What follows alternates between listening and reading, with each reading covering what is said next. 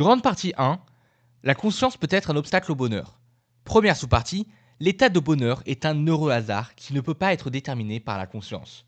Cette vision du bonheur présente l'idée que l'on ne peut pas le contrôler, et donc la conscience dans ce cas-là nous rendrait malheureux. Elle nous permettrait de nous rendre compte de notre malheur et que l'on ne peut agir pour changer les choses. Cette thèse est soutenue par les sceptiques, qui pensent soit que la vérité n'existe pas du tout, soit qu'elle n'est pas atteignable par l'homme, ce qui en soi revient au même. Cela signifie que l'homme ne peut rien affirmer comme vrai et qu'il possède au plus des approximations et des opinions.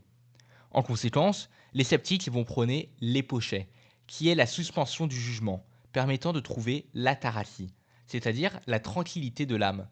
Pour eux, on ne peut être heureux sans ataraxie. Et donc, comme on ne peut pas avoir de certitude sur le monde qui nous entoure, le fait d'essayer d'en avoir va troubler notre esprit, et donc générer de l'intranquillité, qui va être incompatible avec leur idée du bonheur. Le problème est que le scepticisme est une position philosophique impossible à tenir, car l'homme a besoin de certitude pour vivre au quotidien. Les sceptiques en ont d'ailleurs une, ce qui est contradictoire. Il y a pour eux une vérité, c'est que la vérité n'existe pas.